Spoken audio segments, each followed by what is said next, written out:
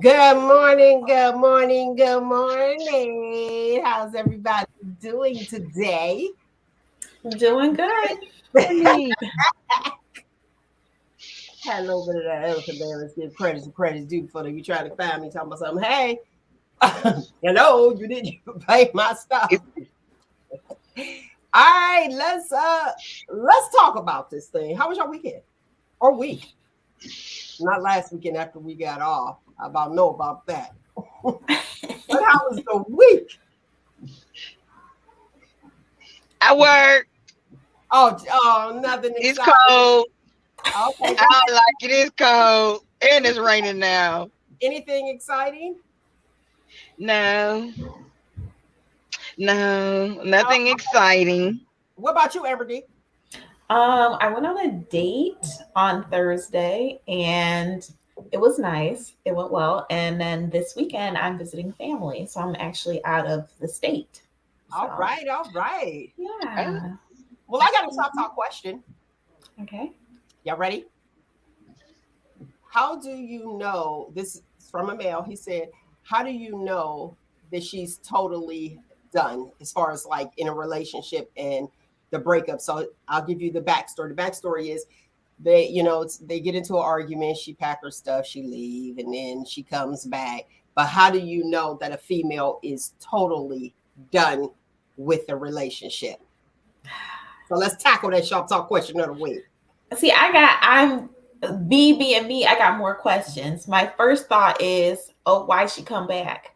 Did she come back before, that's before. Well, we don't know that, but exactly. Let's stick with the question. The question is, how do you know she's totally done in a relationship? How do you know a girl is totally done or a female? If he can tell if she's checked out emotionally, then she's done. But if he can't even read her emotions, like he doesn't have. There's not a lot of hope to begin with. Okay, so that's it. So, what's your thoughts? How does he give him some clues as to how he knows that she's totally done? Did she block you? Did she block you? Girl, I used to block her. Did she stop answering your phone calls and text messages? Leave you on red? If so, yeah, like if she's doing all that. I mean, there's other clues as well. I mean, a woman knows when they are completely done, but for a man, if she has blocked you, if she's ignoring you, she's not answering back, she's not arguing, if she's silent, okay, she's done. Well, I'm gonna give you mine. Okay. If the curling iron that she always uses is gone, she ain't coming back. You know, we get that good curling iron and it'll be like, okay, we got that good curling iron. If it's gone, boom. Hair supplies that you know she used, like some edge control or something like that. Those are the things you gotta know that she is gone. Amber, do you want to read the comment we got? So Charlene White Lowry CRNA Facebook said, LOL, blocking is a clue. Now here's the thing with me. Blocking, I'll block you, I'll unfriend you, I'll do all of that. I might be annoyed. And guess what? I will remain or you will remain unfriended. You know what I mean? So it's like, I'll block you, be like, no, you ain't never got to come back on here. But we can still be communicating. That's not it. Mine is a curling iron. All right, she got another one. Go ahead, Nick. You want to read it? Okay. Charlene White Lowry said when she gives one word answers with eye rolls, she's over it and you. Exactly. Or if she just silent, period. She don't say nothing. She just because of the backstory, the quick backstory, like I was sharing earlier, was they split up, they come back together, they split up, they come back together. It's a pattern. Yeah, but he said, how do you know she's really gone? Now, hopefully he's listening or watching, either or. If that good curling iron is gone, it's over. See, if we leave some hair supplies there at your place, we'd be like, okay, okay, well, she'll be back. Boom, boom. Keep the toothbrush, keep all of that. But that good curling iron, it's hard to come. It's hard to come by a good curling iron. You'd be like, okay, the curling iron's gone. Checked out. Done. Data is over. It's over. Hey, if you want in on the conversation, I'm gonna give all these little housekeeping information, like the bathrooms in the rear. No.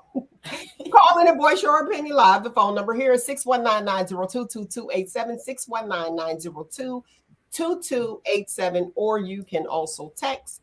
And when you text, we won't have to say your name. How about that? Get into it. Let's talk about the young girl. That's who I want to talk about. Shanquella. I want to talk about Shanquella. I'm telling you, this is to catch people up who don't know. Shanquella Robinson was a young girl who went to Cabo, Mexico with her friends, took a fringe trip, and did not come back. She was the one that passed away over there. Now, friends, this is alleged. Now, friends said she died of alcohol poisoning. The autopsy was done. The parents had an autopsy, and the autopsy showed that her neck was broke and her spinal cord was broke. So, with that being said, what's your thoughts about that? And I want you guys that are viewing to go ahead and comment in the comment section. I want to hear your views on that. Go ahead, Nick. I see you did the eye roll. You was over it, over the friends and all that other stuff. Go ahead. What's your thoughts? Friends, my ass. That was premeditated. Period. Point blank. End of conversation. What you got? It was premeditated. I completely agree. And from what I've read so far, allegedly, the FBI has gotten involved. So I'm very grateful for that. The case is being taken seriously, and hopefully she's going to receive justice. So I'm glad that it's something, because I've seen it on multiple platforms. So I'm glad that the whole story is getting attention, and whatever the truth is. And I think and I just feel sorry because she was so young, first of all. And then secondly, to be surrounded by, fake friends, it seemed really narcissistic. Some of the statements that have come out so far from the friends, like, are really focused on defending themselves and, proclaiming their innocence. And I wonder if she had any real friends. It's really sad, Now, I want to put this out. I want to put this out here. The views of us on ShopTalk are clearly our opinions, and our thoughts is our own FBI work within ourselves. SBI work. We doing our own, and we just giving our thoughts. So I just want you guys to just know that, as well as the people in the comments. So I saw on a few, different platforms as well, where they were saying things. I saw a release video, which the video with them fighting her was, I was so disgusted. I was extremely disgusted by that. I saw that they were beating her nude because she wasn't expecting it. Do I believe it was premeditated? I do. I do. I totally do. So I agree with, one of the viewers there. I totally believe that was what it was. It was like, y'all already made this plan to go over there and I guess to fight this girl. What's nutty to me is that somebody recorded it. So twofold. I'm glad they recorded it because we wouldn't know anything. But then you stand there and you record it and don't stop it. So you really didn't like her. And I'm gonna say, even from my childhood, it was setups. It was setups after. I could have been her easily. Mm-hmm. I could have been her so easy because I would be sitting there, my mother would be like, those ain't your friends. They are not your friends. But thank God I have favor because one of their friends would let me know what was going on. This is the plan. I was like, what? Okay. At least I knew. So it was like, okay, I'm here, but like, this is the plan. Watch your back, blah, blah, blah, blah. So people that pretend to be your friend, they're really not your friend. And envy is a mother. Ooh. Envy is a mother. And I agree. They all are guilty and they're all trying to. Mm-hmm.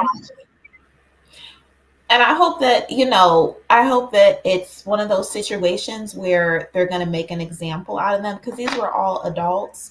And, even the person recording, as you mentioned, Mel, like there could be, that could easily be an accomplice charge. You know what I'm saying? Or aiding and abetting. That's And their family, whoever they're harbored up with, needs to be charged as well. I will hope they go for everybody that is even tangentially involved in this situation should be brought up on charges and found guilty. I saw a interview with the dad. Mm-hmm.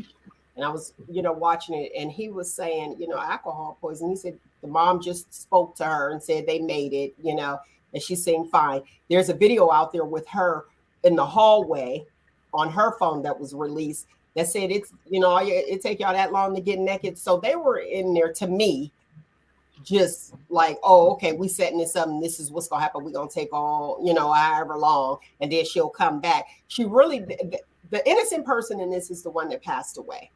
And it was sad. And if she's not fighting back, leave her be.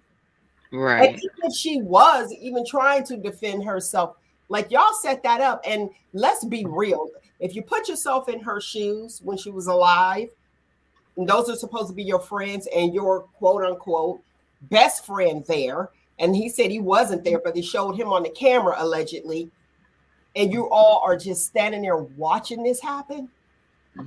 Imagine the hurt. So her defense is really down because you are hurt. I just, all of it is whack. I'm glad in this case, like that sad that you sat there and recorded that. But had they not recorded that, they wouldn't have that information, even though it incriminates yourself. And I just feel like all of them need to, every last one. And then there was somebody that wasn't there at the time, and then they went back, and this is Dad speaking, that he was there, somebody who came and he saw her down there, and he just played some music allegedly and was like rubbing her arm or something like that. What? Rubbing her head until she took her last breath.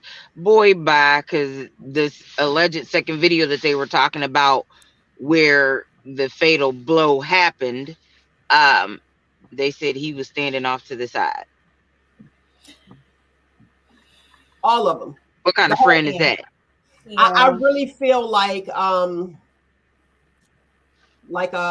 Derek Clark off of Facebook said, they are all just as guilty. You didn't stop it. And even like in school, they started suspending people that was watching.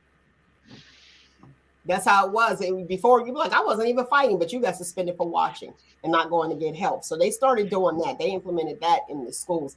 But that right there, Dad said on one interview that he saw the video and he saw where the guy or whoever, the girl, I don't know who these people are, took her by the neck and threw her on the ground. And then she didn't. Yeah, that's the video that other video that they're talking about where they picked her up, because the one that I saw, she wasn't on the ground yet. Mm-hmm. Or is that the one where she told her to get up or something? But yeah, either way, that wasn't your friend. She was jealous of you. She wanted your life, obviously. And I will say it again, and I'm not gonna say alleged. This was premeditated. No, you ain't yeah, you gonna say it. For my future, alleged. That was premeditated. It was premeditated. You can tell it was premeditated. Okay. I just want to say, as a non-fighter, and I just recently had, not this experience, but just being around people you thought you were friends, and you're like, oh, wait a minute, we're not cool. Yeah, I can imagine. This very fresh incident. being hurt and feeling hurt and betrayed. And then also just, as far as being jealous, people being truly, when you really sit down and look at it, people are jealous of you. Um, and then as I mean, there's at least one gentleman involved in the situation, but as other Black women, it's just like the violence that's normalized it in between Black women, and not just physically violence, but like the verbal violence, the emotional violence, and how we treat each other it's appalling, and it's disgusting. And it's so sad that she lost her life over what? I mean, literally over nothing. And everybody going down. I'm with Nick. I'm with Nick though. I feel like it was a plan, and she just sitting there smiling, and her best friend made they all rot. I just Yeah. feel like that. Like, come on. And then you call the parents after, like, And with in their face, in and their then, home, and then come back Eating and food. dinner. eating a food. Exactly. Oh, what an absolute. That's it. I mean, to me, And the that's one boy, though, that's what kills me. They had been over there every day with them until the father, the day he was over there, the day the father called, said, we got the body back and got the autopsy. She did die of alcohol poisoning. She was traumatized. She had a broken neck and a broken spinal cord. Said all of a sudden the boy faked like he was sick, and his mother took him home, and they haven't heard from him or seen him since. Homie was only going over there to find out what they knew, if They they knew know anything. And that when he found out that they found out, because daddy said he wasn't taking that story, and not one of them even had a decency to at least call him beforehand and give him that same sad story. Nobody called him, nobody, nothing, just the because they mother. have to get in trouble. So it's like that fight or flight. Nobody wanted to get in trouble, but for something like that, listen, my conscience would yeah. not allow me to sit there. First of all, watch it, because I'm calling the police on all y'all. Like, we came over here together, call it what you want. Bum, we ain't got to be cool. I don't care. This is not okay with me. And how easy is it to be somebody else? I don't care. You could be the baddest fighter out. When you looking at everybody against you, even your bestie who's standing there watching it happen. So that says it's you against all of them. Mm-hmm. It don't matter. What's wrong is wrong. Shout out to Kyrie. Kyrie up here, he donated, and let me say this: he did not tell anybody. It was seen on there. He donated 65,000 to her GoFundMe, and so with that, it was like, okay, they are able to do. I mean, they can get a private investigator. They can do whatever it is they Mm-hmm. do. Also, it was $6,000 for her body to be brought back to the States. Dad said that they should have stayed there with her until they got over there. I don't know if I would have, because then they would be trying to pin it on somebody, and who want to be in jail in Mexico, until it's Well, of course they're not going to stay because they're all guilty. So of course they're not going to stay. Go ahead. What you got, Amber D? So I feel like the staying behind with the body is like questionable, but to me, when they didn't call an ambulance or call for medical assistance, I felt like that was just ridiculous. And then No, but lie about it, said that they did. No, y'all didn't. Right. Well, how did Yeah. they get there? They call somebody, because that's how they pronounced her dead. So they call somebody at some point. Because what, you gonna just leave the body there? No, I don't think so. I hope not. They might have, and she was just, because after Airbnb, somebody's gonna come in and make sure everything's done, or to get they right, Yeah. exactly, to make sure you can get your deposit back, or if you messed up the house, they gonna charge you. So somebody has to come and check. So I don't think they called anybody. I think she was found. Yeah, it's tragic.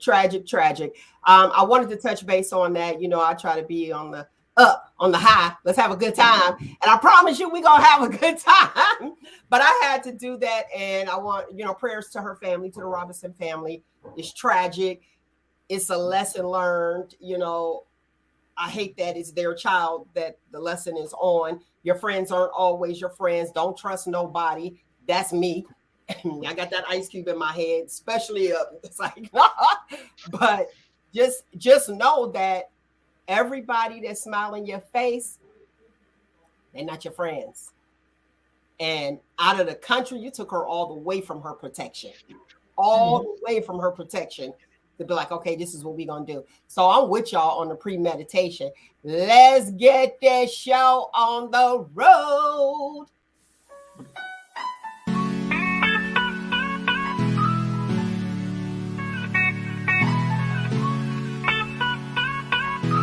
Everything that happens is motivation.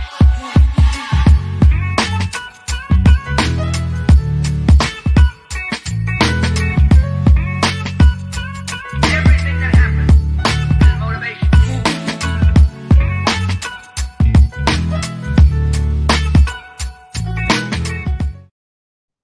All right, today's topic is what's on your menu.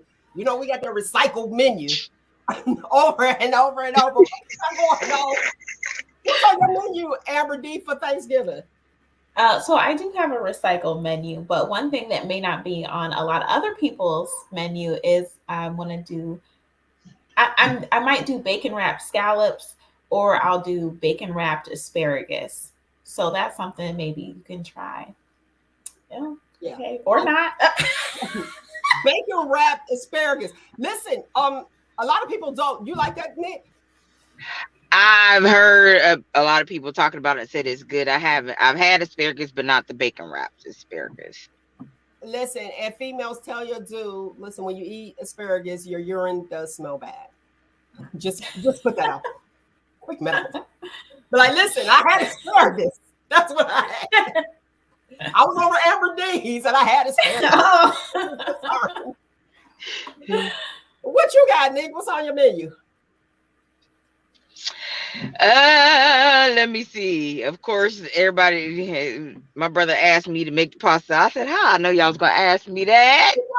Always got to make pasta salad. Everybody always want me to make pasta salad. I don't care what the occasion is. I always got to make either the pasta salad, the pretzel salad, the peach cobbler. Like, for real, y'all, and the potato salad a lot of times. But somebody else will bring potato salad. The pasta salad, potato salad, green salad, turkey, ham." Beans, greens, potatoes, tomatoes. That's a hit. That's a hit because you got those Christmas lovers. We talking about some. Oh yeah, we can't wait till Christmas. What kind of bangers y'all got for Thanksgiving? That one. Yes. Dr. Shirley season that one. No. It turned into, look, her sermon turned into a hit. A hit. Yes.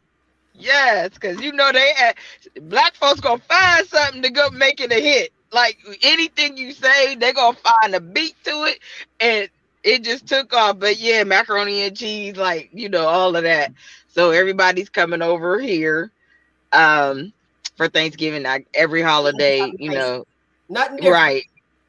None different. I don't think somebody might be bringing something different. Now, don't get me wrong, because others are bringing food as well. But it's definitely, every holiday they rotate houses. So, yeah. Okay. If you vegan or pescatarian and all those other ones, pack a lunch. Please do. Don't come here. Look, don't come here looking all disgusted at all the meat. Just go ahead, pack a lunch, or better yet, just don't come. If it's gonna make you sick watching us eat meat, don't do it. Don't do it. I don't eat pork. Did y'all use that fork to cut that? Yeah, I done heard I don't eat pork. That's why when I make my pasta salad, my pepperoni is always turkey pepperoni, because a lot of people don't eat pork for whatever reasons, and so therefore I started making and when I can't find turkey pepperoni, y'all, I be having a whole fit. But I start making my pasta salad with turkey pepperoni, so people that don't eat pork can enjoy it. Oh, that's don't nice. be picking nothing out my pasta salad, because we're gonna have a problem. So you cook according to the guest. Just that. Oh, just that. Okay. What about you, Amber D? Do you cook according to your guests? Yes, but I already know who's coming to my house for Thanksgiving, so What was last week's show? The the plus one. Yeah, no, I don't do it. Like you were talking about, Mel, having a plus one at somebody's home that they live in, that's completely unacceptable.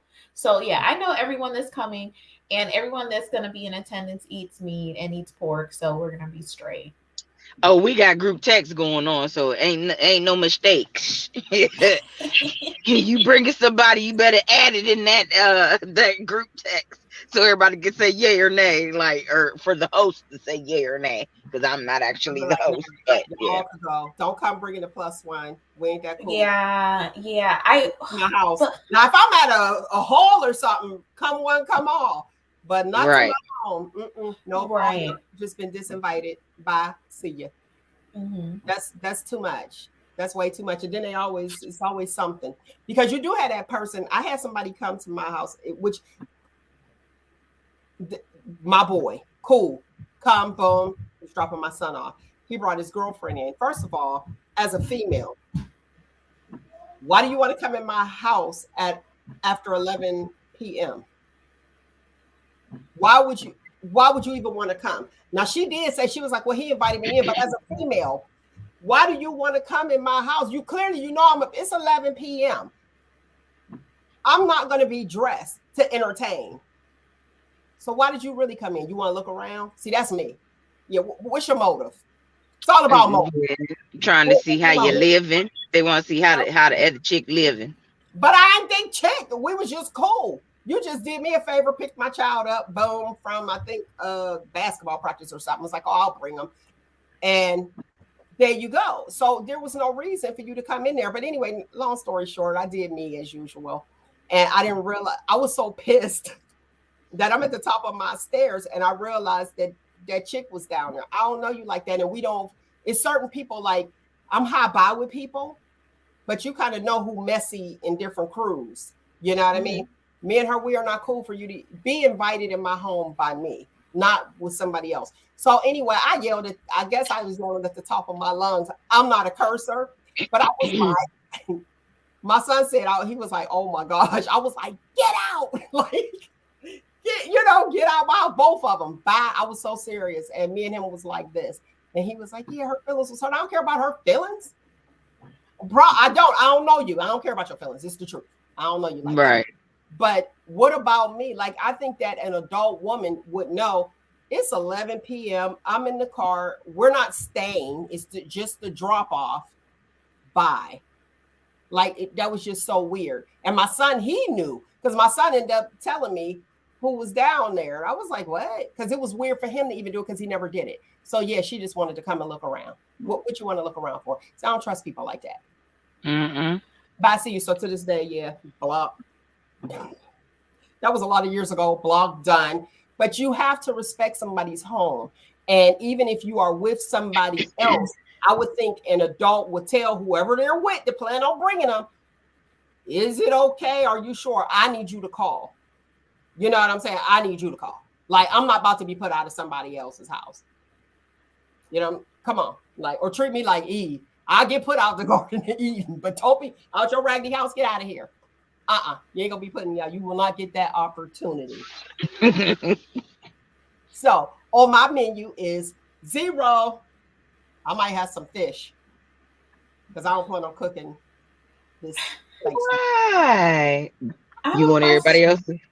Go ahead. What you got, Amber D?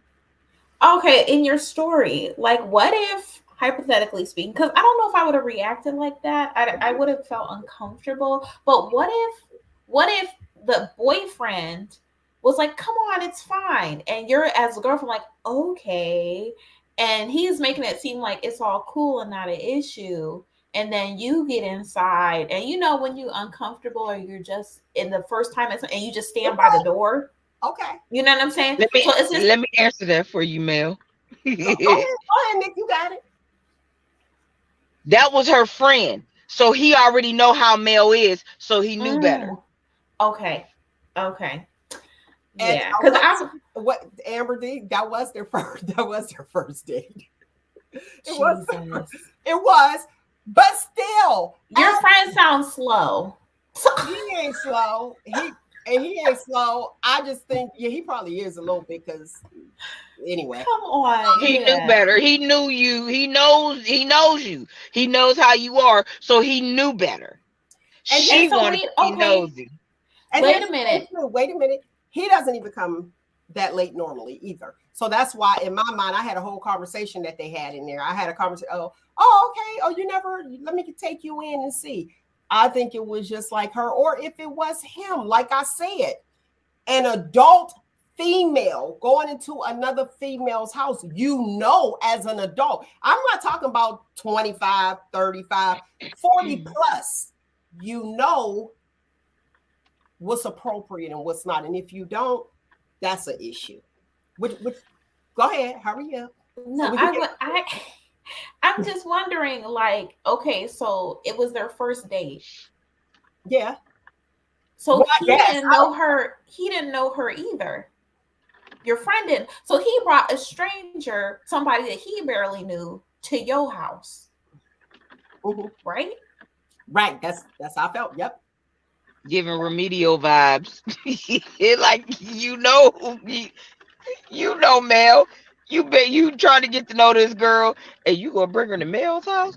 Boy, you was obviously asking to get embarrassed, and you got just that. You know? Embarrassed.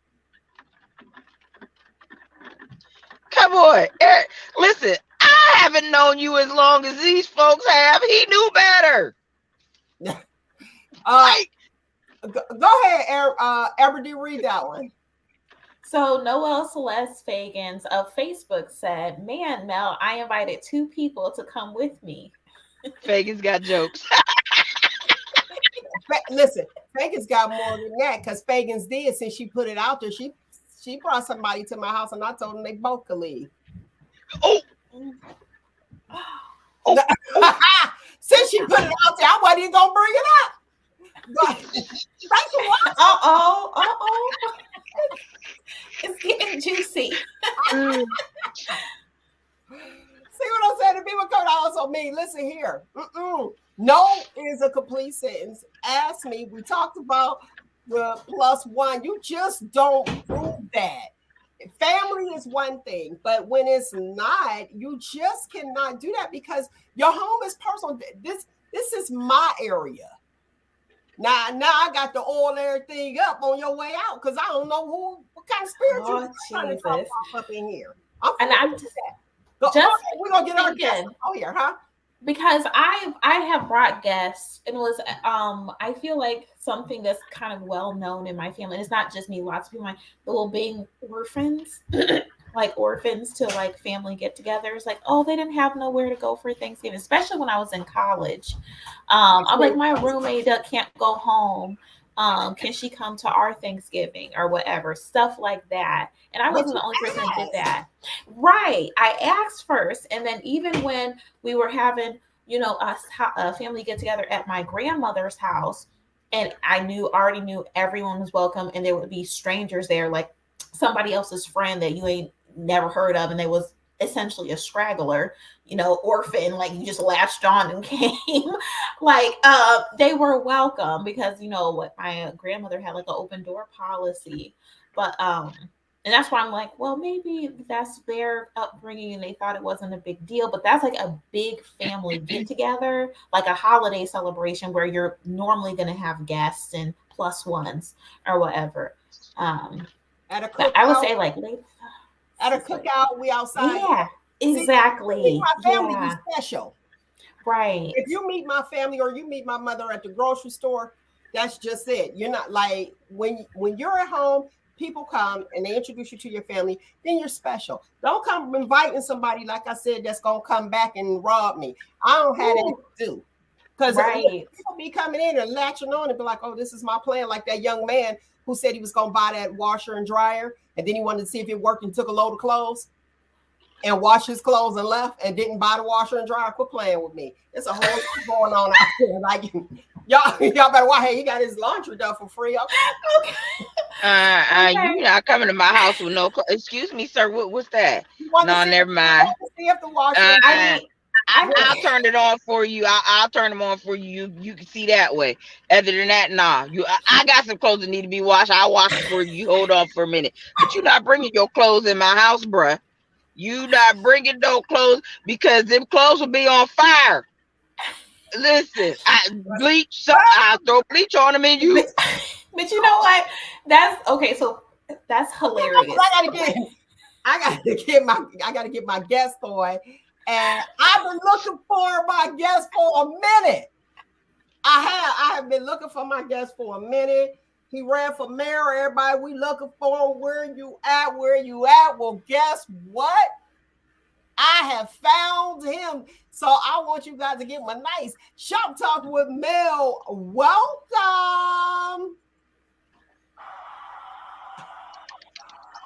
Hey. Good morning. Good morning. Good morning. Good morning. Good morning, Mr. Sean McKinney. Mel, I gotta tell you. First, I gotta tell you, it's a pleasure to be on with three beautiful queens. You know, on a Saturday morning, just before a holiday that we celebrate, just to be thankful of. You know, and I gotta tell you, I'm into holidays, but I'm about every day is Christmas, every day is Thanksgiving, every day is Valentine's Day. So you know, it's kind of it's a little bit different for me, but it's an awesome feat to be here with three beautiful queens talking about friends and people coming over at 11 p.m. and all that. You're right. We shop talking. But I'm with you, Nikki the Voice. The Voice said she about to throw down for Thanksgiving. Ham, greens, beans, tomatoes, all that good stuff. And so I'm with you, Nikki the Voice. What's on your menu, Sean? On my menu for Thanksgiving is really I'm like the cleanup guy. You know, I'll put out some money, you know, if need be, but I'm about eating and having a good time and remember that all my family and friends and stuff like that. So that's really about it. But I'm gonna throw down as well. I'm not vegan, you know, so I am gonna throw down. Nothing against the folks that are vegan, but I eat. Okay, we got you. You still there? Can you hear me? I'm here. Oh, there you go. Okay. It's like a I can hear you. Okay, it's like a karate movie, a Chinese movie where the mouth is moving and then the words come later. All right, there we go. Okay, we got you. So where have you been? Listen, I thought you were going to run the second time when it was time to run for mayor. For those who don't know, to the listening audience, Sean McKinney had run for mayor of Youngstown, Ohio, had great plans, I got to tell you, and didn't win the election. So where have you been? I've been looking for you. I've been here. You found me too. I'll tell you, I still have my home here. I still have some property in Youngstown. What actually took place, of course, after any major election, it's time to reset, relax a little bit, recuperate, continue to follow your vision and your plans, but just to really just kind of get your feet, you know, just rest. So that's what I was able to do. And I'm very fortunate that at that time I was able to do that. Spent some time down in Georgia. One of my sister lives in the Atlanta area. Spent some time down there, and then it was time to get back to work. So I started with Farmers National Bank as an assistant vice president of facilities, and then from there I left, and currently I've been with the Farrell Company as a regional operations manager. So I'm still here, but I've had the luxury and the pleasure to travel a bit and just see how the rest of the country and the rest of the world, what they're doing, and how could we incorporate that back into, you know, the city that we all love. Okay. Well, one said, all right now. Now listen, I got Texas Listen, these texts is coming. Listen, these texts is coming on the phone. I'm gonna ask you the question. You ready? Sure, I'm ready. I got 6 texts. Is he single? They all pretty much just saying like, oh, a productive black man. Wow. Well, first and foremost, I want to tell them thank you for the vote of confidence. I am presently single. However, I am dating, and we'll leave it at that. Okay, I like that. Nick, you know what that means, right? Uh-huh. He is presently single and he is dating. All right, lady. Look at me looking at the phone like that. Let me look out here because clearly they're watching. And tell them with all the gray in my beard that's coming, I got a lot of wisdom too. We know that. Let me tell you something about the gray. Listen, it's something about gray that makes you look distinguished. That gray, that gray is attractive. Go on, keep it on in Well, I there. appreciate that. Yeah, that gray is it. Don't lie. Keep it on going. Keep it on going.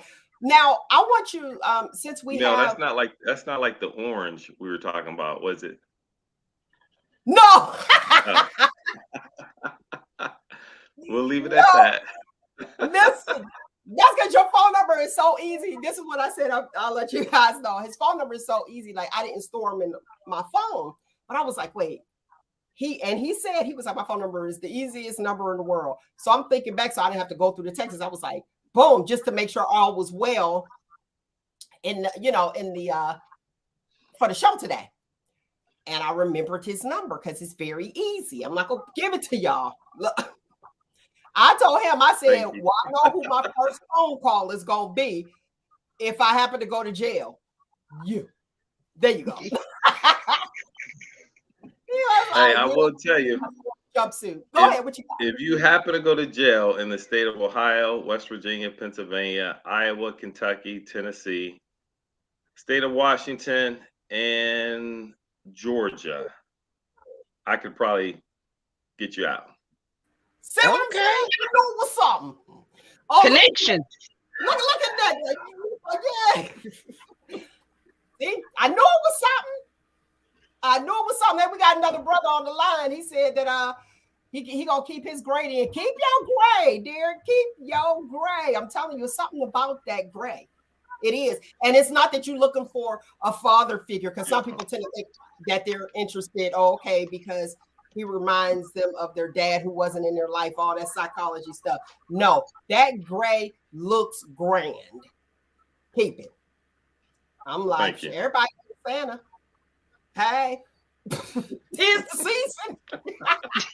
Look at but Sean, I brought you on because of the current election that we have going on. Well, they just passed, but we have some that they couldn't, they still have to count. And of course, we got Husha. That's what I call it. Husha, you running for what you running for? You running for the Senate? Listen. I don't know where they got them from, the football field. That's where they got them from. But anyway, what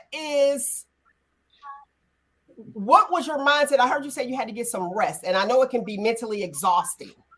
Can you share some of that with the listening audience as far as like if you want to run for an office and what it entails? Oh, besides sure. just I think. Go ahead. Certainly, I think just to answer the question. Because I probably get this question quite a bit. At least I've probably gotten this question at least 2 times out of a week since 2017. Would I run again? What office would I run for, and things of that nature. The question is yes, I will potentially run for another office, whether it's in the city of Youngstown, whether it's in the county or statewide or even federally. Or potentially running in another state. But for the most part, I definitely will run for another office. And I encourage every person, whether they're whatever age group they may be in, if they are passionate about people and they're truthful and they want to be honest and they have a vision to run for an office. We need good women and men in office, no matter what, if you're black, white, red, Hispanic, Asian, doesn't matter. As long as you tell the truth, and be honest, and you have a plan and a vision that you believe that will work. To further that question, I think when you're running, there's no comparison to.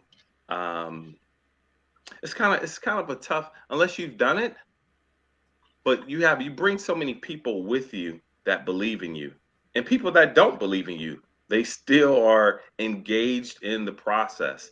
I think while you're running and on the campaign trail, and if you are literally, your heart is in every aspect of it every day, it can be exhausting. But I try to do the same things that I've always done, over my lifetime, working out and, getting my cardio and things of that nature. That's a lifestyle. That's what I do. Trying to better eat properly and things of that nature. That's a lifestyle. But just being who you are is that's what makes it a lot easier. But after the race, whether you win or you lose, there's time to really just reflect on, man, what could I have done better? What could I have said differently? Did I miss knocking on that door? Did this group of people or this culture, did they get my message? Could they see my vision?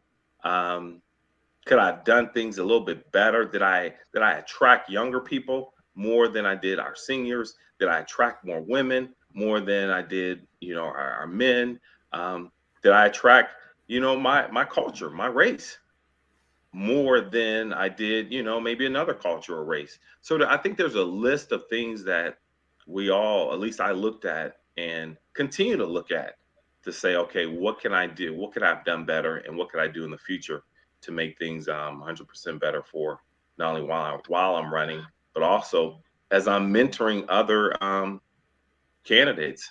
And I've worked on a number of campaigns to say, hey, you want to do this or you want to do that. One of the recent ones, she's no longer in office, had the opportunity to help former mayor of Atlanta, Georgia, Keisha Lance Bottoms.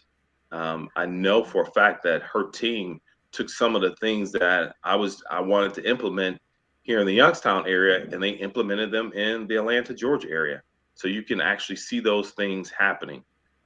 So that would be my advice. It's not the end all be all, but that's just some of the things that I encountered during this process. I appreciate that.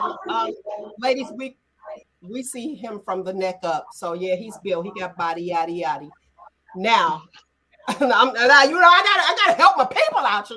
Okay, Did somebody really ask that? girl, listen, this phone is vibrating over here with the Texas. They don't want to be seen, but that's all right. Hey, yeah, I just related. Mel, thank you. I appreciate that. Look, look at him. Look, Derek is off the hook. But listen, I gotta be me. Sean, for those who don't know, he has a great sense of humor. Sean, did you see the memes after? Did you see the memes about you after the election was over? No, I can say during the whole process, that was something that I think I took a page out of former President Barack Obama's book. That and actually, really, Michelle was kind of the one that, it's always that woman that covers us men, and my sisters. They would not, and my campaign manager, they would not let me. And I didn't really want to see what was happening on social media. I wanted to stay focused on my vision and what I thought the plan would be for the city of Youngstown at that time. So I didn't see the memes during the campaign, and I didn't see the memes after the campaign. To be perfectly honest, I think I ran. No. I think I ran across one that was early on in the campaign. I think it was maybe we were at a something to do with the NAACP and an action, and it was kind of a meme where I had my head to the side. It was just, I don't know, they had half of my beard cut off, and it was kind of crazy. But that was probably about the only one that I did see. Well, the ones that I saw, which I was laughing because I'm laughing all the time. They were just like they had Carmen San Diego. Where in the world is Carmen San Diego? It was just your face, like where is Sean McKinney? And then it was one with you on the back of a milk carton. The people wanted to hear from you, and it was like, where did he go? That's why I was like, where is Sean McKinney? And I found you, so I'm so grateful for you to come on and tell the people, hey, where did you go? And you up here busy doing your doggone thing, and you gave your brain a rest. Right, right. And I can appreciate that. I was like, I got to get them on so that the people Well, I look. appreciate you having me on. But the other part of that, I think, even though, as you said, giving my brain a rest, I've been so busy in other cities and states and pretty much helping other candidates. And all candidates don't win, you know. Stacey Abrams in Georgia was a candidate that I was backing 100%, and I really wish that she would have won. I think she has such a great message, and she's honest and she's legit, and that was one of the persons that I'm constantly pushing. There was another brother out in Wisconsin, a senator, a young guy. His name is Mandela Barnes. He ran for Senate. He's up and coming. He's another brother that I'm pushing. That you'll see. I think in the future you'll see him on the scene and just a dynamic message. So even though I wasn't specifically here all the time or out in the public here, I've been out. You can, I mean, if you check my social media, my storyline, a matter of fact, I just got off a plane yesterday from coming from Kentucky and Tennessee. Last week I was in Iowa. So just working and just continue to see our people move forward and whatever it takes. And another reason I brought you on is anybody that knows me, it's all about encouragement, inspiration, and motivation. Sure. That's me with some laughter because I can't help it because that's just who I am. I want you to come on because a lot of people just look at a loss as just a loss. And you being on here shows people you still do the work. And just because I lost don't mean I didn't learn a lesson. Does not mean I can't teach other people. Does not mean I can't say, hey, keep going. Just because one thing doesn't go your way, like you said, okay, maybe not locally, I'll run again. I may, go up the ladder and run. Don't quit. That's it. Guess today's lesson. Don't quit. And in every loss that I've had, even in my life, it's like, oh, okay, it's not even about that. And when you're younger, it's like, okay, we won, you lost. That's elementary. As an adult, right. I ran and look what it took. And let you know, that's why I appreciate you coming on. Let me let you know what it takes. And you too can do it. And just because you didn't get enough votes, and not you personally, but just in life, or enough people to say, hey, this is who I want to go with, does not mean it's over for you and does not mean that you shouldn't try. So I just wanted to commend you for coming on and sharing and letting people know what it takes, because it took a lot for me just to be going. They'd be like, oh, can you work the campaign? Lord, I'll be standing out there. I'll be like, I'll pass out a few flyers. Me and Andre was together, Morgan, standing outside in the cold, passing out these flyers. Listen, that took a lot of work. I said, oh, listen, we were sitting there and I'm like, oh, it gotta be something else I could be doing. You know what I mean? But you're there for your people. So it's like, it takes a lot of work on, your outside people. So I can only imagine the brain work from the person that's actually running in the election. Sure. And Mel, I don't necessarily look at it as though a loss is a loss. And when I say that, I mean it in that aspect. I look at it was a process that we all go through. And what else did it bring about within me? The other part is my memories coming about. Is you asked me early on, how come I didn't run and things of that nature. I was probably planning to move a little bit forward in that process. I had some untimely transitions of deaths in my family. You know, my younger sister passed in 2019. Then my father passed in 2020, and then I had my uncle passed 3 months after my dad, a real close uncle. So that right then was something that me and some of the other men, older, I should say, men and sons, and our aunts, just realistically heal up ourselves. That whole process. So that was You have another phase that, you know, before I can really do something for the community, I need to make sure that my family and my well-being is up to speed, because grieving is a real process, specifically when, you know, I've been very fortunate to have strong, I grew up in a strong household with my father and my mother, and you know, my dad was a military background, and so when you have that type of love and that type of fortitude that so overall, you know, it was a win-win. I'm 100% better today. I've learned some things, and just whatever I can do to help in the future, it'll come about. well, you're doing it. You're doing it. We You're making doing it. things.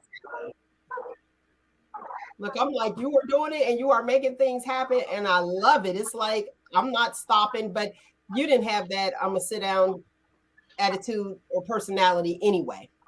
I remember when you were first running and I came to you, I was on that side street. Do you remember that? And I had a question. I believe I did. And I just flat out asked you the question, which we know what the question was, because the people want to know. And so you hear people talking. I've always been a straight shooter, and you answered me, and I appreciated it so much. And I was like, he all right with me. He's all right, because I didn't really know you, and it was like, he Sure. all right. So I appreciate that, and you were flat out honest instead of, you know, the hearsay. And that was a lot of, you know what, I'll just say it because it's over. I asked because Sure. some people felt, is it okay? I don't want to. Yeah, certainly. Oh, yeah. Okay, so I asked him because a lot of people felt like you were just the face for McNally because he lost. And I've always been that person to be like, well, I'm not about to go off of hearsay. Let me go ask him. And I shared that Right. with you. And you were like, what? No. And I appreciated that. And that's what we need to do. We need to be able to go up to our officials that are running, our elected officials, and ask them the question. If you can't approach somebody, and if they're not approachable, you just can't get my vote, and that's it. And I'm just saying, you know what I mean? So I Certainly. appreciate you. I think Go ahead. no, in ahead. that aspect, I think you should be able to ask any official, specifically when you're paying their wages and they're managing the taxpayers' dollars on a day-to-day basis. You should be able to ask them anything you want. I don't even care if it's personal things. You should be able to ask them as well. When you ask me, was I of McNally and things of that nature, the answer was no. I think I marvel at sometimes small town politics when you may have a couple African American or a couple Black people that are running in an office, for an office, that sometimes people in a small town environment, I don't say that, I'm not being disrespectful, they don't understand because they feel like, oh, you're going to cut out the Black vote.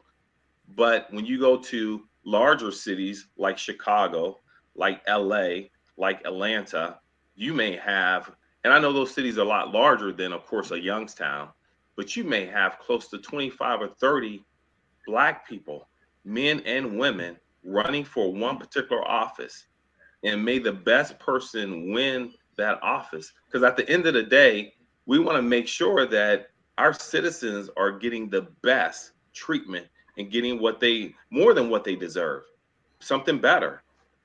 So I think a lot of times people, they look at it as though, oh, you're the face for this person, you're the face for that person.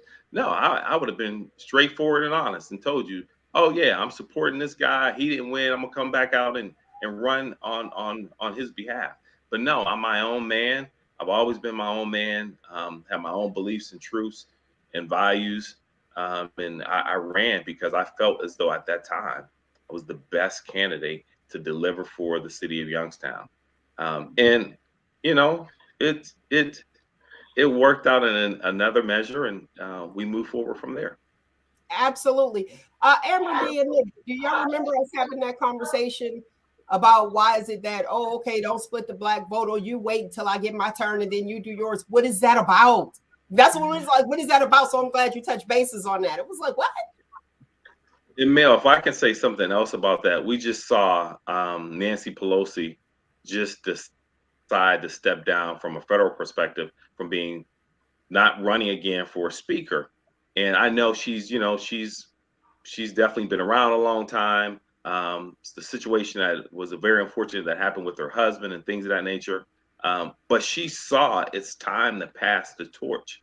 It's time to let the younger people, or someone with a different vision for this time, run our politics. And I think that is so critical, specifically with our younger generation. A lot of them are extremely, very well capable. They have watched us for years, and it's just kind of they're waiting in the wings to say, okay, let me implement what you taught me. Let me implement not only what you taught me, but let me also implement my vision and my dreams that, hey, I'm not stepping on your toes. I'm not forgetting about you, but let me move forward. Let me move forward with Malcolm, what Malcolm X taught us. Let me move forward with MLK, what Dr. Martin Luther King taught us. Let me move forward with E.B. Du Bois, what he taught us, Marcus Garvey. Let me move forward with this. But sometimes we have that fight. What am I going to do next? I'm still capable. I'm still relevant. Yeah, you are, but the time has changed. We went from a pager to a cell phone, to a cell phone with a pager, to a cell phone with a pager and Microsoft Office and computer and everything on it. The time has changed. So I think sometimes we get caught in that time warp of this is the own candidate. This is the same candidate. We recycle candidates, and we keep getting the same results, and it's just it's crazy. Actually, it's It really is. unfortunate. There's an old adage, because I even looked at it with Tim Ryan and Vance. And my thoughts were, I said, Tim Ryan been in for 20 years. Was there change? You know what I mean? So you look at that. But the old adage is, if it ain't broke, don't fix it. But remember, they remixed that where it says, if it ain't broke, break it. So you have people that were in positions, and it's like you were there, and everything. If it ain't broke, don't fix it. It's still the same. So there's no advancement. We're still coasting. So now it's like, if it ain't broke, break it, and let's try something new. Correct. And a lot of people aren't okay with that, with the younger generation coming in like, okay, let's break it. Let's upgrade. This can be better. You know what I mean? So just, your analogy with the pager to the cell phones, the touch screen and everything else, a whole computer in your hand. Certainly. Even though we know some of that stuff don't work out in our favor later, but at least you're moving with the times, you know what I mean? Instead of just sitting there still playing an album. Certainly. You know what I'm saying? Hey, wait a minute. I got some nice albums now. See, you ain't ready. But I can switch gears. I can, I'm caught in between. So it's a win-win. Okay. It's a different sound. It's a different sound with the album. I think we know that. We do. Versus putting it on the little iPod. What was it? The album, cassettes? Oh no, 8-tracks, cassettes. Then the doggone little iPods or whatever they have. No, I need to see mine. Let me blow off my album, put it on, get the you know what I mean, to hear it. But yeah, you have to evolve. You definitely have to evolve and be in tune with the times so that you're communicating effectively with everyone. Sure. Yep. So I truly appreciate it. Amber D, you got something? Explain it. You ain't into politics. You know, I call it politics. Right. Yeah, no, I thought it was interesting with Pelosi stepping down. I definitely feel like it was time for that. And I do feel like they should establish term limits. Yes, And I actually I forgot agree. about her husband in that. And I imagine that probably played a lot into her decision to not run again, because that was really crazy. And I think it was, as an American, it was really disappointing to see how the response was to his attack, over politics. Uh, it was concerning. Extremely concerning. Extremely. Yeah. I wanted Amber D to weigh in because she's from the younger generation and stepping up.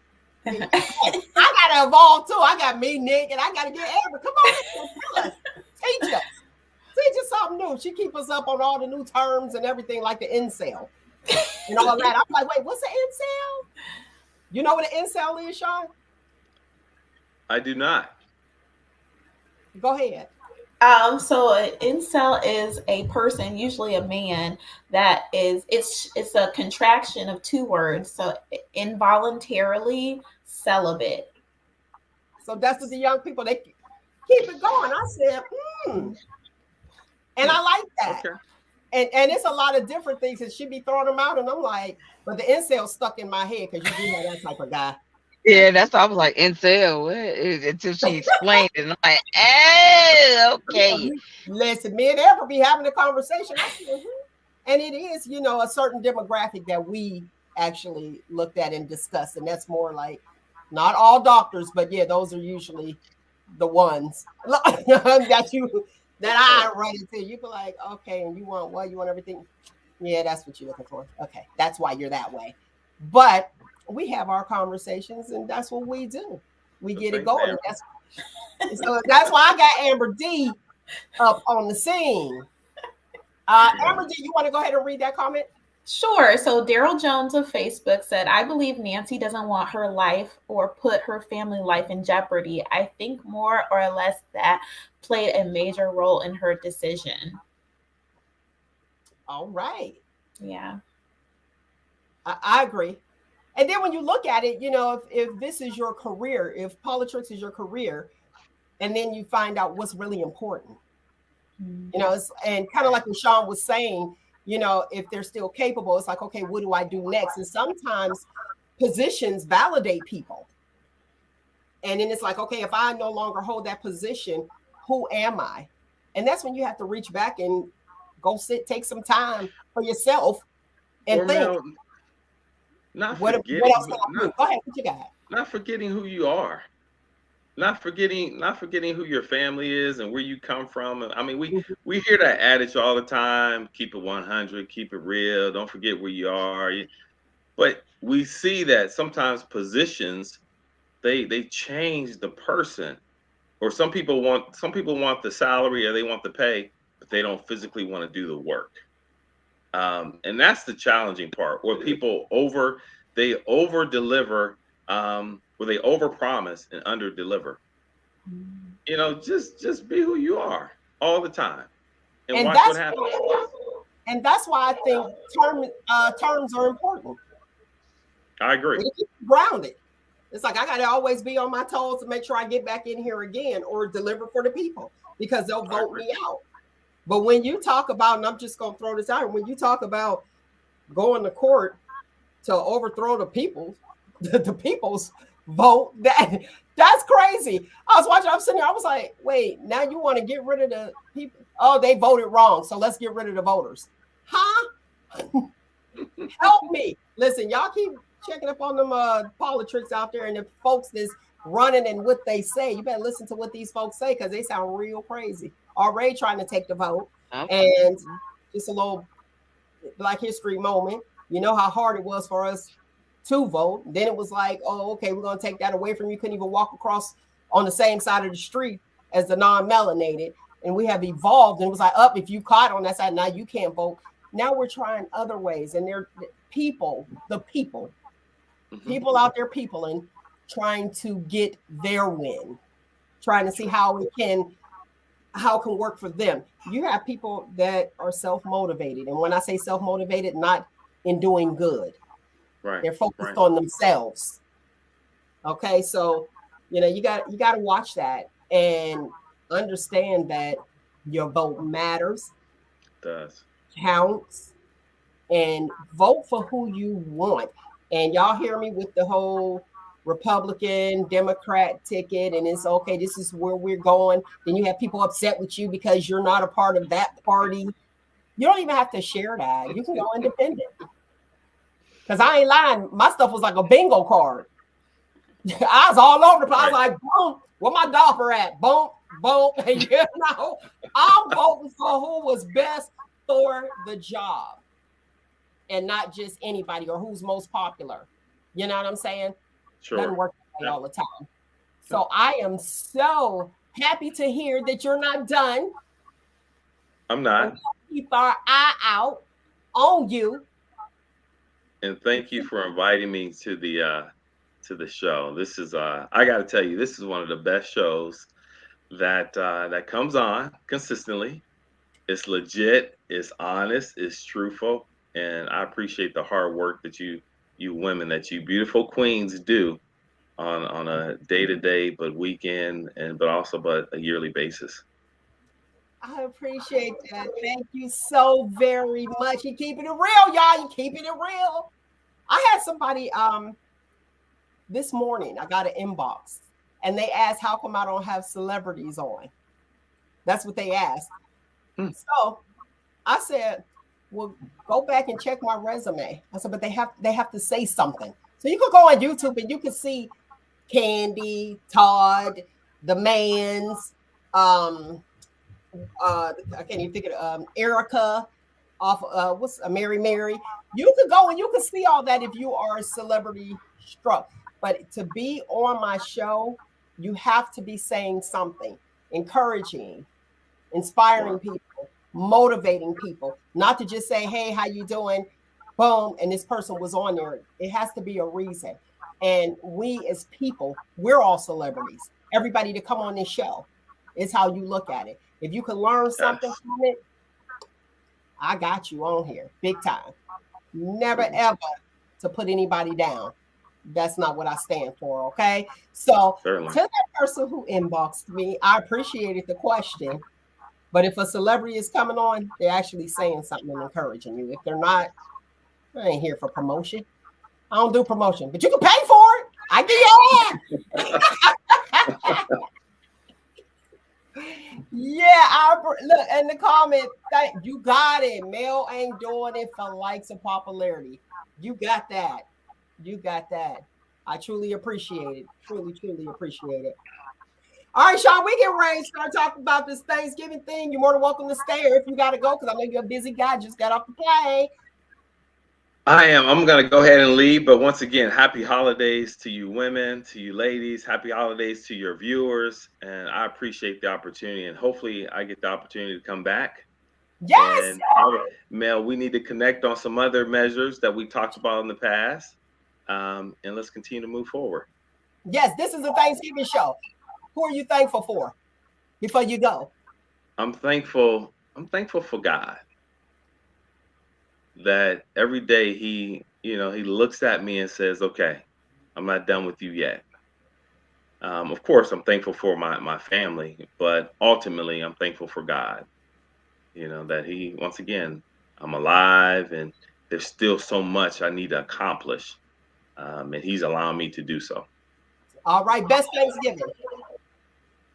Best Thanksgiving. Uh-huh. Best You have to come. You have to come. Every Thanksgiving's good. Is it? Okay. Yet to Every come. every day is Thanksgiving. Now that's the truth. You better preach. I'm about to Every throw day. you a caller. I'm gonna mail you a caller. Man, you better mail me a check first. Hilarious. I told y'all you got a sense of humor. Look at me with my little sounds. Ain't that funny? All right, Sean, I'm gonna let you go and thank you for coming on. Thank you. Love you guys. Be safe. Talk to you soon. All right, Sean McKinney. Y'all better watch out for him. He will be coming to a city near you or state, wherever you at. But you heard what he said. He had all them other states and things in there. So if I go to jail, I'm calling them. That ain't my plan, though. My plan is just to work there. No, Right. Yeah. Like, yeah, let me just get my foot in the door, make some money. That's it. That's Best all. Thanksgiving, Nick. The best Thanksgiving, gosh, had to be when my parents and my grandparents were alive and we used to go to my grandma's every year for Thanksgiving. Like, The best part. that's when just being with my family, I miss them. I miss them. All right. Amber D, best Thanksgiving. Same. My grandmother going to, it was, we lived 4 hours from one of my grandmothers. So it was a journey just to get there. And when we got there, my grandmother treated us like celebrities. Like, oh, you're coming in from out of town, Oh, it felt so good. It felt so good. And, my grandma, she could throw down.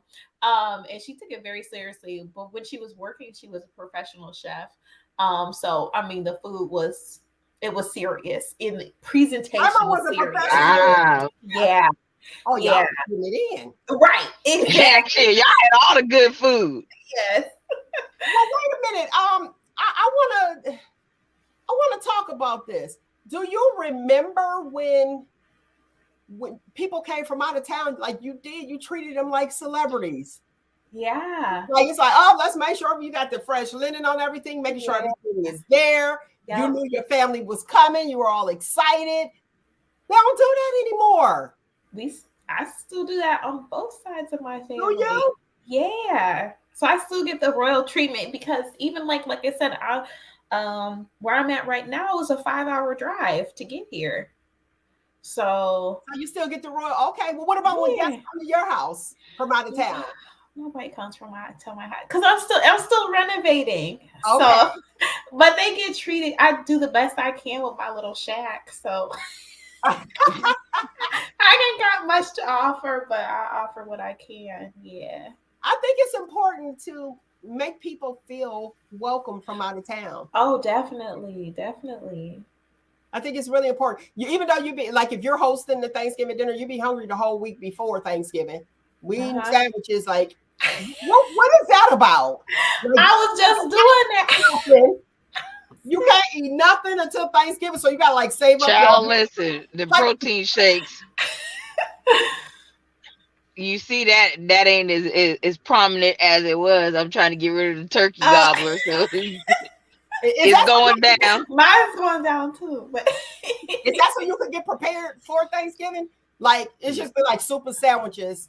I remember. No, it's not in preparation for Thanksgiving. It's just preparation for me. When I was younger, it was like wasn't nobody cooking the week before Thanksgiving, like at all. Like you just went in there and got yourself a cold cut or whatever. Right. I can't wait till Thanksgiving. I'm gonna throw down. Then you eat like two tablespoons or something, and you be like, "Oh, I'm full." Yeah. Because your stomach didn't shrink. But I did that. I just recently did that because I knew I was going out of town. And I knew as soon as I got back, I was going to have to go do the heavy shopping for the dinner and spend like, $400 on groceries. So I was like, let me just, because I didn't want all that food sitting in the refrigerator for 4 days. So I was like, no, eat some crackers. All right. Yeah, you say some crackers. She said crackers. Oh, what's interesting? What's interesting is you didn't mind, even though, if you were on a budget, you save all your money up for Thanksgiving and did not mind splurging for Thanksgiving. Like all the grocery money for the whole month is going on this day. Basically. So figure it out. Yeah. Turkeys went up, I think 20%. This was 2 months ago, 20% than what it was last year. Like that's crazy. Then it's a turkey shortage. Now you said that it's a turkey shortage. Now help me understand this. You know how they be out there giving away is turkey shortage. I remember 94.7 was giving away turkeys and somebody stole the turkeys off the van. You're bad. It was like y'all stole these frozen turkeys off the we give them away free. Like you didn't even have to. They stole them so they can get some money off them because they was giving them away free, but the person that stole them was going to go sell them. And I'm sure that was it, but it was just terrible. But here's the thing: Yeah, you have people that buy up these turkeys and they give it. They said we're gonna give these turkeys to the homeless. My mind can never understand. I can't wrap my mind around this. I'm like, you giving raw turkeys to the homeless? How they gonna cook it? Right. See, I never understood. maybe they meant like a homeless shelter or something like that because that's a lot of them get it. No, they were actually a whole turkey. I seen it. I ain't making what this they gonna up. do with it? Right. Well, Okay. I mean, if it's not snowing or if it's not raining, they can fire pit. They can make a fire pit and Okay. Spitfire. Yeah. Go ahead. yeah. You know what I meant. 1 year before I got all new appliances now, but 1 year I did go to a food giveaway and they gave away a free turkey. But I had a little mini fridge. I didn't have a refrigerator. I had like a little, college dorm size, and I couldn't fit it up in there. And it ended up spoiling. I put it outside to keep it frozen because it was cold. I ended up, cooking it and then giving it to the dog for like a month. So the dog had turkey for a month. That dog was tired. Okay. Spoiled. That was a spoiled dog. Oh, that dog was sleepy like, whoo, some turkey sandwich, turkey soup, turkey noodle, turkey. What? Turkey salad. Yeah. Right. Exactly. Yeah. So I agree, Mel. It doesn't make that much sense. Yeah, I never understood that. It could wrap my mind around that ever. I'll tell you one time, my very first Thanksgiving that I actually prepared. Have a dad over, my mom, and our children. The children were little. Anyway, I'm sitting there like, I'm gonna make this turkey. I'm gonna cook this time, baby. I was proud. I was so proud of this meal, and I had it all sitting there, looked so pretty. I never realized until my dad says, "Why that turkey got 3 legs?" Ooh. Listen, I done cooked this turkey, didn't even realize it ain't had 2 wings. Somebody stole a wing. Somebody. He had 3. He's like, where you get this handicapped turkey from? Now, here's the thing.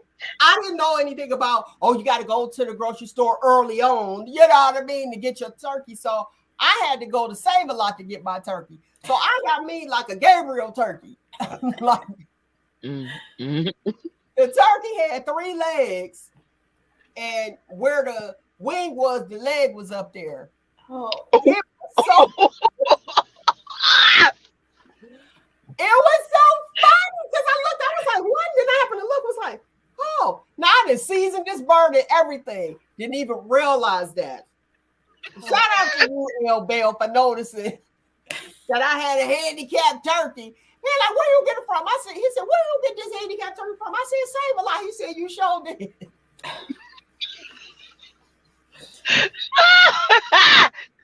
Wow. Somebody that took my wing. Somebody took my wing, or maybe it had 3 legs. I mean, I didn't know. I was like, a turkey's a turkey's a turkey. I didn't know. So that was one of the funniest ones. And then, I didn't really like the cooker. I had a chicken, and my son was like, how come that turkey ain't browning? So my aunt happened to come over. I said, I don't know why it's not browning. She said, because it's a chicken. I said, oh, don't tell him. Let's act like he was little. I was like, let's act like it's a turkey. Now he knows. Yes. Your mama feed you chicken instead of turkey. And then the next time I had a doggone handicapped turkey, I cannot. Crazy. Listen, my best friend, when it comes to cooking turkey or especially big slab of rib, I had a roaster that my mama, I think, bought me for Christmas 1 year. Either my mom or my brother. Man, that was the best. Because you talk about meat falling off the bone or falling apart. You just go to cut it and it just like. Yes, that's what I'm talking about. Cause I can't stand choking on no dry ass turkey. How the turkey dry? It's the way it is, but that's why you have the Overcooked or gravy. something. Yeah, or Gravy, even with gravy, it was dry. Just oh, dry. Just dry. I'm not gonna put the person out there where I was at. Did y'all But go back the over there? turkey was. Did they host Thanksgiving again? Because whoever hosting is the one that got to have the turkey, right? I'm quite sure they did. I just didn't go back over there. Like the turkey was just dry.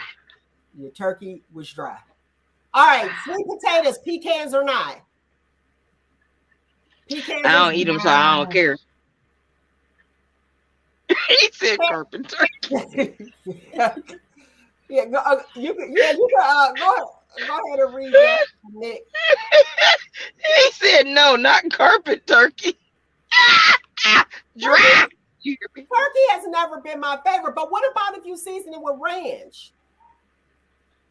Oh no, that's a ranch turkey sounds like it would be good. They're doing everything now. Cajun turkey, deep fried turkey. I know somebody at home that does every year. He'll flavor fried people's turkeys for them, different flavors, the Cajun, the ranch. So yeah, that probably would be real good. But listen. But the turkey got to be juicy. I mean, I know the white meat is always on anything is always a little bit drier Okay. than dark meat. The dark meat is always y'all. Let me. In meat as well as people, the darker the berry, the sweeter the juice. The darker the meat, the juicier the chicken, the juicier the turkey. What is it? The blacker the berry, the sweeter the juice. Uh-huh. You think that's true? well, I wanted to Not really. say I don't know. But as far as meat wise, yeah. Okay, go. Go the ahead, Amber D. the roasting bags. You know, they're you put Yeah. it in those really help hold the juices in. So Yeah, they do. that'll make a big difference if you do that. Old school. If you don't got no roasted bag, but you got a paper bag big enough, slather that bad boy with some doggone olive oil or Crisco grease or whatever, so you don't burn it up in your oven. Slide and season your turkey. Slide that bad boy in there. Cook it in the paper bag. Do you go on to the internet for recipes? Definitely. Do you? Yep. You don't go to the family. No. I my family, the internet, or however, if I want to try something different, I go on the internet. If I want to say with my traditional, I know my family's recipes, and so there we go. That's important. That is very important to get the recipes while they're still here. Ooh, child, yes. Because when they go, you'll be like, "Oh, I want that taste, and I don't know how to get it." Or if you want to be like my grandma, my mom's mom, grandma, how you make that? I don't know. I just put a little pinch of this and a little pinch of that, but boy, them little pinches be good, but they can never tell you the correct measurements. If you ain't one of them people that will watch it and catch it, then you just lost, especially when they gone. But my grandma, she was good for, I don't know, I just put a little pinch of this, a little pinch of that. Well, grandma, can you tell me how much a pinch is? I don't know. I said it's just a pinch. So it's like, yeah, listen, I had to keep playing, especially with the dough, because I made a peach cobbler. My first time making a peach cobbler. This was for Easter, though. I was in Georgia. My brother was stationed in Georgia. We had some folks over. So I cooked all this food. Caught myself making peach cobbler first time. Making like my grandma. My brother called it a peach biscuit. One side was full of juice. It would look nice. There, the other side was so drawn it looked like a biscuit with peaches cooked. Like for real. I was like, oh my God. But you know what? Them hungry fools, they didn't know. They was like, that's all right, this is the best peach biscuit I've tasted. Use your dough. Did you use biscuit dough? Homemade. Homemade? No. Homemade. Okay, you didn't homemade dough. This quick and just spread it out. I don't do Bisquick. It got to be homemade. That was my very first time making it, so I didn't put enough, the peach juice in there when I was cooking it. So, like I said, one side was overly juicy, the other side was dry. But them folks ate it, And his one friend was like, "This is the best peach biscuit I ever tasted." So over time, he called it. My brother called it a peach biscuit, but over time, I learned how to perfect it to where it tastes like my grandmother's, and it was just like because everybody that knew my grandma talked about. Listen, Mr. Hayes, you ain't gonna listen. I feel attacked now. I feel attacked now, but nah. Like, listen. Mm. Yeah. But I perfected it, and everybody that knows my grandmother knew her peach cobbler was the every church function. That's what that's what they would do. And remember a show we talked about, like church folks that be hiding the good food. Child, listen, that was the peach cobbler. Everybody knew that my grandma was making peach cobbler. That's what they be waiting on at church. But them church folks be wanting to hide, and my grandma like, "Nah, I ain't make this for y'all. I made this for the church. Come on." That's how it go. All right, let me get on to. I got to do this. It's time for the Thanksgiving horoscopes. Oh wow! Are we ready? This is new. Aries. Okay. Aries, the oven. You're hot, make everything happen, runs the show. The HBIC handles a lot of multitasking. Virgo is the baked macaroni and cheese. Important and needed. Has to be right. Can be cheesy or dry. Seems simple, but makes a big difference. More complex than looks. I feel attacked for Virgo. Hold on. The Taurus is the cranberry sauce. Chill. What you see is what you get. Bougie and saucy. Cancer, sweet potato, soft and mushy inside, but tough exterior. Softer once opened up and layers peel back. Easily bruised and warm. The Capricorn, the deviled egg. Hard outside, soft inside. Not everyone likes them. Tough to crack at first, bougie or basic, depending on the event and adaptability. Scorpio. The Scorpio is the dinner roll. People wonder if they soft or hard, mysterious. Didn't realize you needed them until you get one. People always want more, and it's complimentary. Leo, the turkey. Center of attention. Full of S. Last to be ready and steals the show. Not knowing, Leo, this might be on something. Sagittarius, you are the corn. Maybe there, may not. Hard to digest, sometimes fun. Like by most, can show up looking many different ways. That is your the spiritual niece, the mind, body, and soul. That's what compliments of her. Now, that Leo might be on or something there. Always late, center of attention. Gotta be all dressed up. We know they steal the show. So there's your Thanksgiving horoscope. I thought that would be fun. I see that I was cracking up. I said, but I feel attacked being Virgo. So y'all let me know. What you think? Come on, cheesy and dry. I'm cheesy and dry. Go ahead. Everybody, you want to read that? So Derek Clark of Facebook said, "I'm a Virgo too, and I take pride in my mac and cheese." Okay. They say it can be cheesy or dry. Look, somebody, the Aquarius. What did I read the Aquarius? Or I ain't hear Pisces either. Oh, well, I guess they done left y'all alone. Or the Gemini, yeah. I guess they done left y'all alone. That's probably why. Maybe let's see. Oh, did I do Libra? Oh, let me finish. Libra. Okay, I'll finish y'all. Libra, dinnerware and cutlery. Looks expensive or pretty to look at, usually in home. Can be simple or over the top. Seems innocent, but will stab or cut you. That's the Libra. Pisces, mashed potatoes and gravy. Soft and mushy. Can't hide what's underneath. Treat gently, smooth and hot. People always want to smash. Aquarius, Theo. Here's your Aquarius. Pumpkin pie. Hot or cold, comes in at the end, gone fast, looks simple, but many ingredients deeper than what the eye can see. Gemini, green bean casserole. Some like it, some don't. Many different sides or layers, can be hard to deal with or swallow, can be looked at as weird, but make it work. Did I get that? Yeah, I think I got. Did I get Eric? I got everybody. Yep, there you go. Uh-huh. I got y'all. I was like, oh, wait a minute. Somebody said the cancer was accurate. Y'all got to rewind it because I ain't going back that thing so long. Catch it real quick.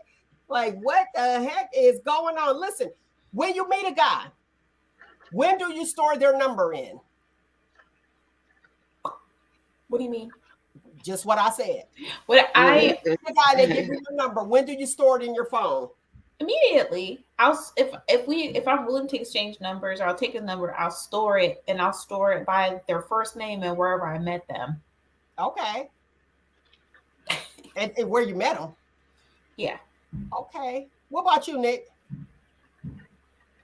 I mean, I store the numbers immediately. That lets me know whether I don't want. If I don't want to be bothered, I'm just block, delete. Wait, see, I think you got amazing. I'm not using up my data or my bandwidth, like my room in my phone book for people. If no, seriously, if it's somebody that I'm interested in and I think we'd be cool, whether it be dating, couple dates, or friend wise or whatever, I'm gonna store their number. There's not. I don't even know there's like a limit to like contacts in your phone. It's a limit to mine. Yeah, that's why I was just like, what do you mean a limit? You got to earn your spot. Oh Lord. You got to earn your spot. Now, the one guy, no lie, I told you about Hexnol, right? Yes. So I had him in my phone as Hexnol. Now I put him in because I was like, okay, I need to make sure I don't answer this phone again because if I don't know the number, you know what I'm saying? Right. So I put him in as Hexnol. Haven't heard from him in a while, and bam, he calls me. He was in the line, and he happened to call my phone, and it said HECKSNAW. Hexnol. And he saw it because he was standing behind me. Because I went like this. Boom. Now, here's the thing. I had him in there as Hexnol, but I couldn't remember who it was. All I know is I wasn't answering. That's what that let me know. Don't answer. Mm-hmm. But I think that you got to earn your spot in my phone. If we cool, we cool. If not, I'll be like, okay, I'm getting to know you. And then after I, want to have more of a conversation, then I'll go ahead and I'll store your number in. I'm not just storing numbers in there. I am that person. So I'll answer mine. My answer is after the third conversation, that'll determine if you get into my phone book or not. Otherwise, likely scammer. Have you ever had somebody Huh? have you ever had somebody when you give them your phone number, have you ever had somebody call it right in front of you to make sure you didn't ghost them? Yes, I've had that, and it's good. I look at it as a good thing because then I know, I would never date you. It's instantly over, instantly. Okay, so do you label them in your phone? Like no, basically I'll do what Nick said, and they get on the block list, but you have to save the number in order to block it. Well, you know what I'm saying? With this one particular person, my phone was actually dead, so I left it in the car. And I was telling him my phone is dead. He's like, yeah, right. This probably no, seriously, my phone is dead. So when I was able to charge it up, I texted back and was like, see, I told you my phone was dead. This is actually my number. And that turned into a 7-year marriage. Oh, okay. So that worked out in your favor. 7 years. All right. Well, y'all done got over the hump. They say what the first three or four is like the hardest. Mm-hmm. So you didn't get over the hump. But see something like that to be like, oh yeah, you ain't put my number in there. You're doing all that at the beginning. Guess what? I'm not Yeah. talking to you because We're at the hump now. but okay, but here's the thing. We ain't gonna go there. We're gonna keep it light. This Thanksgiving. What is not Only the food is heavy. ruin this day. No, I'm just saying. We was on numbers. We ain't giving it no time. We on numbers. We on numbers, but that's what happened. Phone numbers, back to phone numbers. If somebody says like or accuse me of doing something that I know I wouldn't do, they might look at it as a joke, but I look at it as a flag. That's a red flag for me. Now, some people be like, "Oh man, you over top." It's like a red flag. I'm like, "Oh, okay, yeah, you said you was joking, but oh, you kind of possessive." See that's just people like we could be friends. Go ahead. I wouldn't look at it as possessive, but more like insecure. Because at the end of the day, if you're attempting to connect with someone or pursue them, and they give you a fake number, like that just means that they're not the right woman for you. Like, why would you try to manipulate? You know what I'm saying? Like, let people, as Mel likes to say. And if a woman and you're a man and a woman chooses to give you a fake number, leave it at that and keep it pushing. But to be like, I'm gonna call you right now, see if you get, I'm like, you're weird, bro. Now you said you call that insecure, but possession equals insecurity. Yeah. You know, and I'm not giving you no fake number. I'm just not giving it to you. How about that? Exactly. And that's why listen, I done gave plenty of fake numbers and folks numbers I sure have. What? Girl, what? I just feel like, no, I ain't loud on the phone. Listen, sometimes folks don't say they won't take no for an answer. Like, dude, no, and instead of causing a big old scene, okay, I'll give you my number. Giving the wrong numbers several times, like, because they're not taking no for an answer. Like, and I can see this gonna be escalating, gonna get loud. And if you call me the B word, I might throw a drink on you or something. So, whole argument. So, like, yeah, some of them want to do a whole argument about it. So that's when you just give them the fake number. Look, can I have your number? No, go ahead. Call me a B. Get it out your system and keep moving. The end. Well, I will say in defense of Nick, this is more like catcalling, where I've definitely interacted with men who I was afraid of how they would respond. So I would say to any woman in that situation, do whatever you feel best. Yes, honesty is the best policy.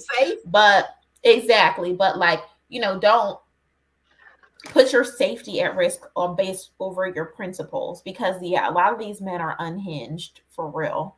Like getting cussed out for sure for declining, having them like throw a bottle at you or whatever, because like say you're walking down the street and some dude pulls up in his car. He's like, "Hey, what's up, mama?" And you just ignore them like they don't exist to you, because that's what I do. I don't engage with strangers, especially men that pull up next to, like, I think that's so nasty.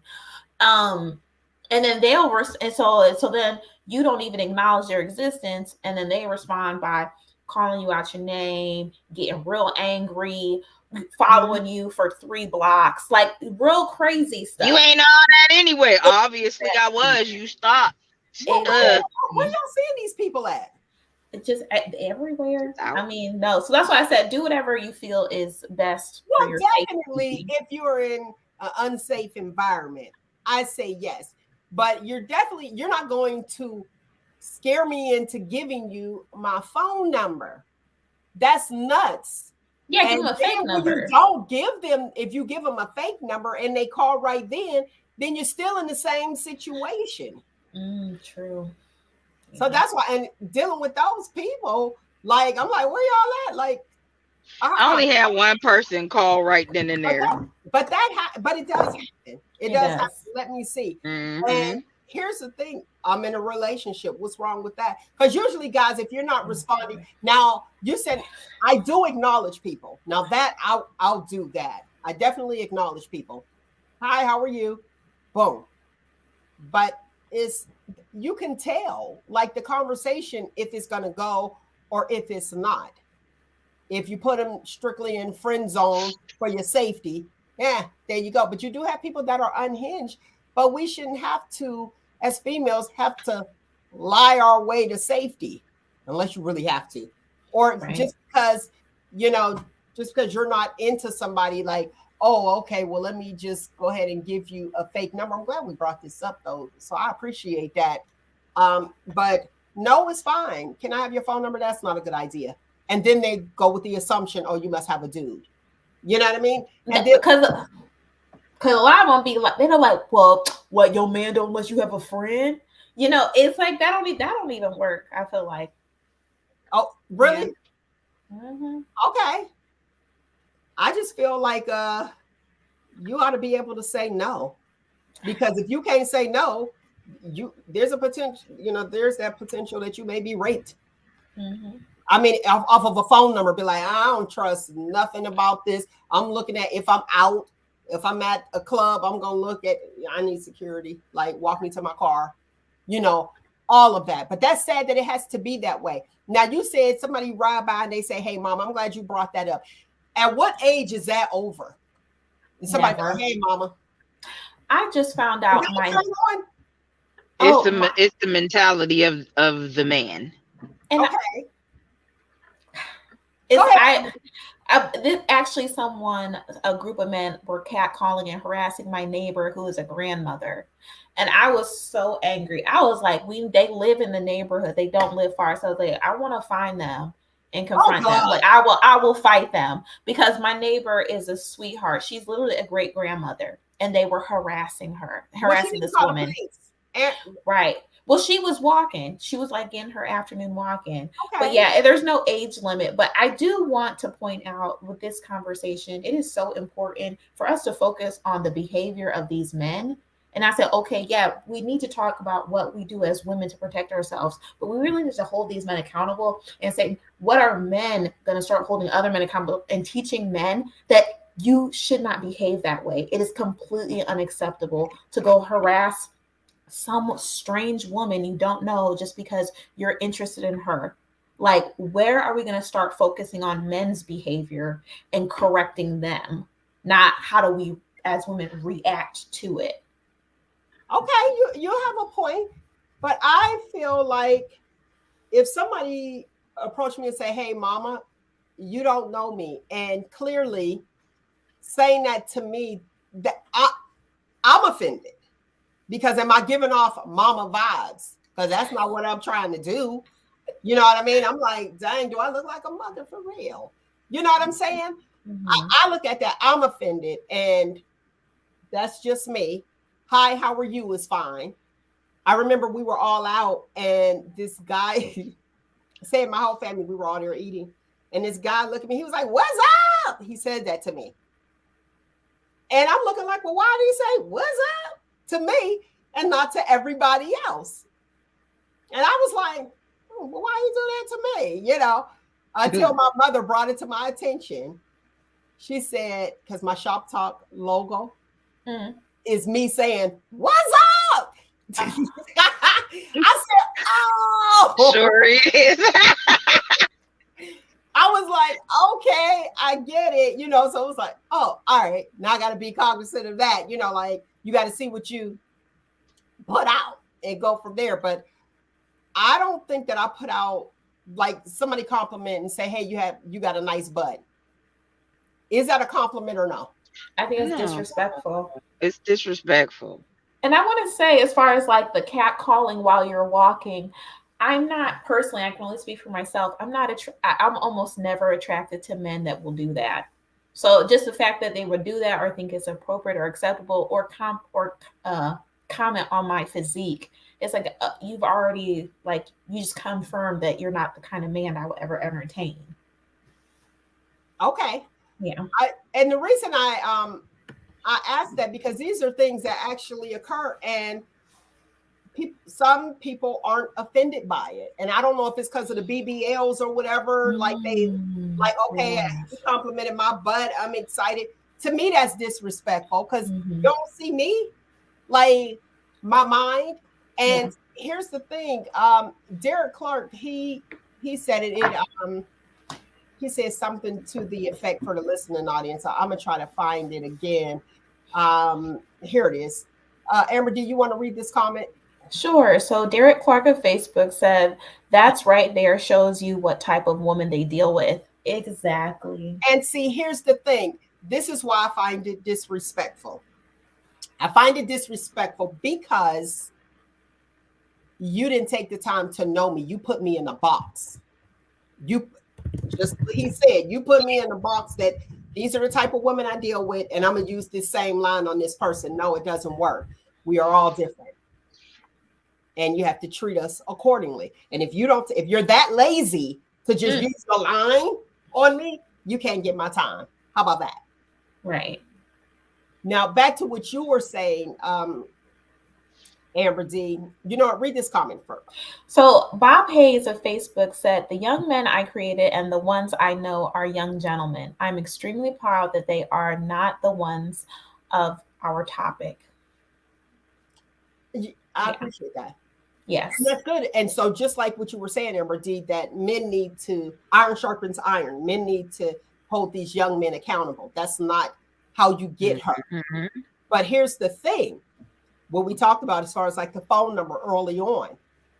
If you're giving them the phone number and they're coming at you this way, you're saying, okay, this works. Exactly. Yep.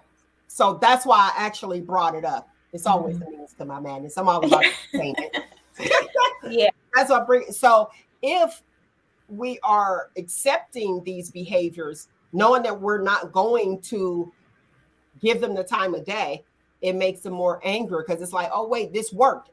And it didn't. She never called me again. And I would think that means it didn't work long term, or whatever the end goal was, whether it was a relationship or sexual access, it was unsuccessful. So I would think as the pursuer, you would reflect on that failure and say, okay, I need to change tactics. But it's like a lot of them just keep on doing it. They'll be 40, 50 years old doing the same thing. That's where the problem's at. Right. So 40, 50, talk about, hello, mama. Oh my goodness. I cannot bring you around my family. That's one. I cannot bring you to the company cookout. That's not going to work. Like, no, we cannot go out in public because I'm going to be embarrassed. So it's just not going to work. It's just not. 40, 50, and I feel like I should not have to teach you. And I think, and I feel like when women are embracing that role of teacher, it's there's a masculine element to that, and it's also the whole like Project Patty and like Build-A-Bear mindset, and it's emasculating to the man, and then you're masculizing yourself as the woman in the dynamic. So it's really women. I feel like women should seek out men who are already built, who are already established, who are already where they want them to be in the most important areas. That's probably why I got those texts for our guest, Sean McKinney. Oh, look, I'm still getting. Where is he at? Y'all got to find him. I gave you his name, like go look him up or something. I'm not gonna give out his number. I'm not doing that. And yeah.